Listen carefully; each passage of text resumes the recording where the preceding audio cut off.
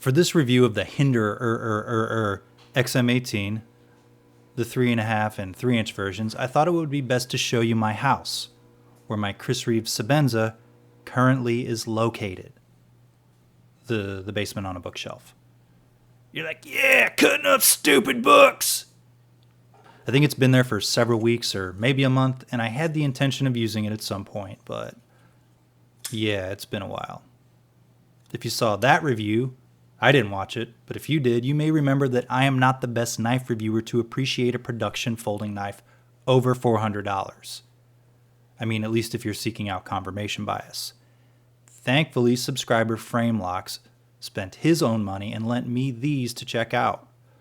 But before we go any further, let's take a look at the dimensions of the Hinderer 3-incher and the 3.5-incher, like the overall length and weight of both knives. As you know, per my knife preferences, the larger XM18 is a little too heavy for pocket carry at 5.5 ounces. Blade length and cutting edge. I mean, 5.5 ounces ain't super heavy in the scheme of things, but at work I carry my knives in my suit jacket pocket. Handle size, grip area. Knives much heavier than 4 ounces tend to swing around in my pocket and then hit me in the tit. Spine thickness, handle thickness. And I'll have you know my nipples are pretty sensitive, and not in a good kind of way. Tallnesses. I don't want to brag, but I don't think any other knife channels factor in nipple sensitivity into pocket carry, which is why you subscribe here, right? Did you know my average view duration is somewhere around 3 minutes 30 seconds? I wonder why. The XM18 series has had many revisions and generations over the years. I think we're at the 3rd generation of perfection right now, meaning these knives are the 3rd generation. I really have no idea what generation the Hinderers are currently on. If I'm wrong, totally my fault. Remember, like this guy who subscribes for some reason says, these videos are more like demonstration. Oh, okay. Thanks for the clarification, bud. It worked. You got to show up in the video for passive-aggressive trolling. Good comment. The XM18 comes in 2 basic sizes, the 3 and 3.5 inch blade model. I like the weight of the 3-incher, but the blade of the 3.5 incher. Okay, I'm sorry, that's the last time I'll do that. The 3.5 inch features a blade made from S35VN in a stone-washed finish, as does the 3.0, or the 3-incher. Over the years, many blade shapes have been available, as have quite a few blade steels. And the 3.5 here uses the Bowie style blade, because it looks like a classic Bowie. What's interesting about this particular blade shape, as opposed to the other 6 that they offer, or whatever it is for fans of choking up on it. The combination of the thumb size spine slope and the choil and the finger groove allow you to get nice and close to the blade. Even if you hold it regular, that spine still has a nice thumb size resting area. The 3-incher here is the spear point blade style, which really doesn't have that thumb resting area. The Bowie style is actually nice. The curved stabby tip is great for hunting. Good deals at the grocery store, then coming home and opening your package of hot dogs. Deployment on both knives is handled by a flipper and locked up with a titanium frame lock.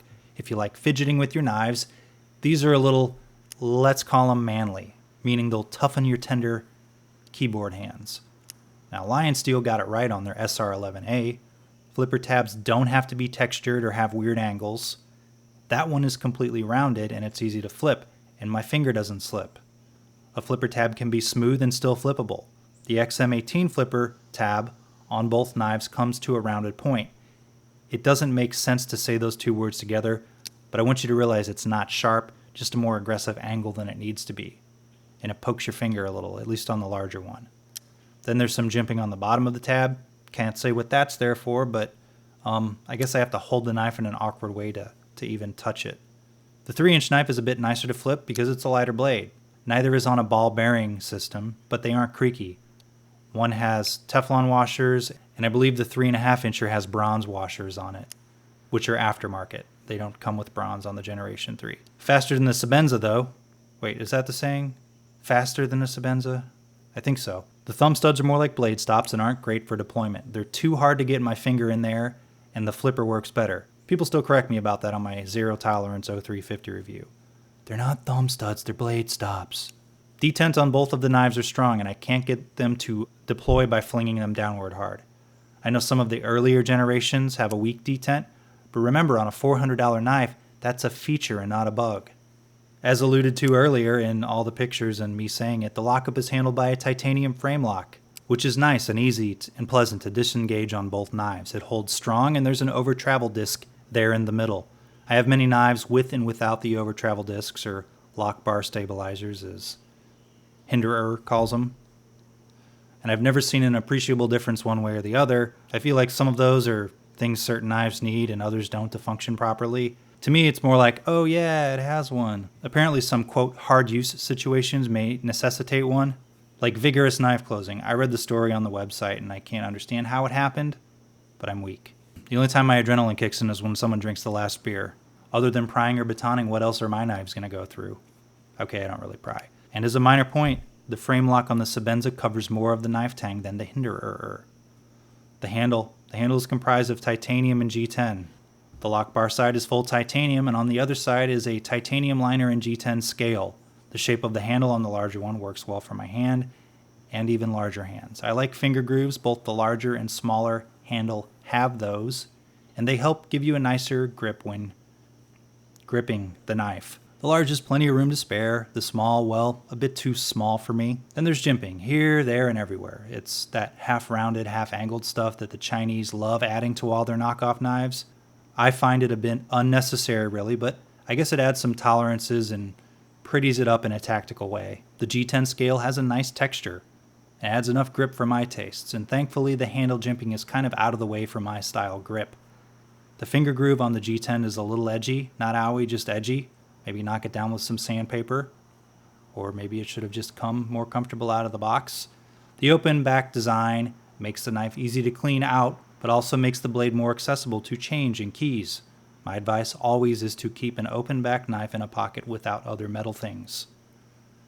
I think oversized standoffs look really cool. This has them. The pocket clip. The pocket clip is titanium and the right kind of springy. It's easy to slide in and out of the pocket because of the smooth stone-washed titanium side under the clip. It's not a deep carry, and about 3/4 of an inch sticks out of your pocket. It's configurable to tip up, tip down. However, only right-handed people will get a tip-up blade backward in the right pocket. So quick-draw lefties may just have to pull it out and deploy it at regular old non-tactical speed. Comparisons. First, let's do the 3.5 incher. It's nice and big. It's, in theory, the right size for me. Remember, it's only a little bigger than a 3-inch cutting edge, though. I have other larger, lighter knives with larger cutting edges that I prefer. It's well made, centering's pretty good, great tolerances, of course, a thing that is always a bigger deal in expensive knives. You know, if it's not mammoth bone or meteorite inlays, to help justify the price. You look for the tolerances then. The Hinderer just isn't as comfortable enough in my hand for me to want to buy it. Now the Benchmade Crooked River, a much more comfortable knife to hold. It has the clip point style, which is what other companies other than Hinderer call their blades that have their point clipped. I will say, though, that the Crooked River is kind of smooth, so it's a bit awkward when wet. Much bigger cutting edge, same weight as the Hinderer, at least the 3.5 incher. However, the blade centering and sometimes the edge grind is uneven on certain Benchmades, which is why people like Hinderers and pay more for them, I guess. Tolerances, you know. The Spyderco Caribbean, much lighter, bigger blade. I like the handle better. It offers grip without jimping and it ain't slippery. I like the spine jimping on Spyderco's the best because it's functional without being uncomfortable. It's tightly spaced. It's like an actual texture and not just jimping. And the Sebenza is a slow deployer and is kind of boring. However, it is light because it's half carbon fiber and I beat the absolute shit out of it and it held up fine. I mean, I've beat the absolute shit out of a $20 Gonzo before, but that sounds sacrilegious in this video. Let's see, one other, the Lion Steel SR11A. Lighter, made out of aluminum, flips easier.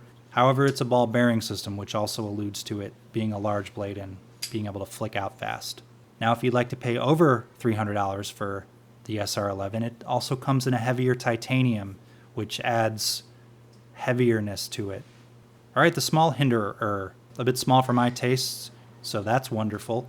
I like the bluish purple color of the titanium scales on this one. Let's see it next to some other smaller but cheaper knives, if you can call any knife over $100 cheaper. Like the Para 3, I prefer the Para 3 in the comfort department, the deployability department, the fidgetability department, and the overall looks. Did you see that review last week? This knife is about $120 to $150 depending on blade steel choice. How about the steel wheel cut jack, which kind of mimics sort of the Hinderer look? It isn't made out of half titanium though, so I know it's a little sad. Decent blade steel though. I feel similar about both knives. Cut jack is a nastier flipper though, and it's much faster. When I say nastier, I mean the tab is sharp. It kind of hurts. This is about a $140 knife. Okay, one other. The HEA Designs Poison. This one is kind of a stiff titanium frame lock. Stiff in the, closing department. It's tiny, nearly $300, although I paid a reduced reviewer's fee that put it below $200. The lesson here is knives with titanium and S35VN are expensive even if they're small. To put it in perspective, you're basically paying me $300 for a small titanium S35VN made mostly by machines in China, and then, of course, the Hinderer, you're paying $100 more for one made mostly by machines in America. Is that it?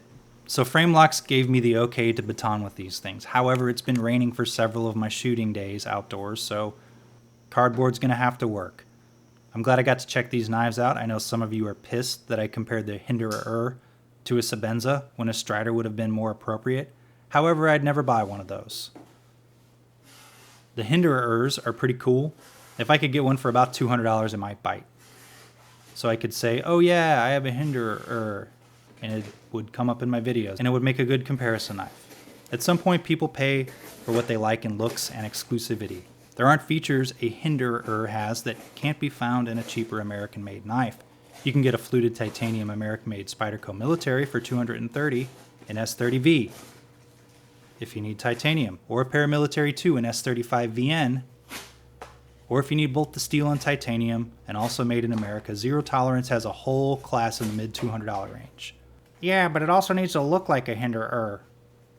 Okay, you got me. The only knife that looks like a Hinderer with titanium S35VN and G10 is a Hinderer. Okay, I'm sure there's a Chinese fake somewhere, which makes even less sense. The tolerances. Now these are users, not safe queens, whatever the hell that means, so blade centering might not be like it once was. Blade centering on the 3.5 inch is great, and the 3 inch is not perfect. And since I've seen a few people complain that the grind on the spine of some of my Benchmades are not even, not sure how that affects performance as long as the, doesn't rub when it closes and the edge grind and most of the grind is fine, but these are both pretty good despite having some swedges and shit. Still not 100% perfect, but you really need to stare at it to see that they're not perfectly symmetrical. Anyway, if you really want a Hinderer, this review will do nothing to dissuade you, I assume, but I still stand by my original conclusion that I had after I purchased my Sebenza. Somewhere in the mid $200 range, knives cease to be about fit and finish, the materials they're made from, and the country in which they're made. Unless you're talking about custom knives with expensive materials, more expensive than what you see in this knife, and they're handmade. If the Hinderer look is your thing and you want the original, it's a great way to spend your money, I guess. If someone offered me a ridiculous proposition like, hey, you can trade this Hinderer for your Spyderco Military, but you can't ever sell it or get a new military, I'd say no. I wouldn't even trade my Sebenza for it because it's more of a comfortable knife and it's lighter weight. When I buy a knife, I don't respond to higher end steels and exotic materials as much as I like how it feels in my hands, deployment, and looks. If you like this review, subscribe to the channel, give it a thumbs up, leave a comment. Sorry there wasn't more jokes. I had writer's block this week. Thanks to Framelocks for the loaners. Follow me on Instagram. Thanks for watching.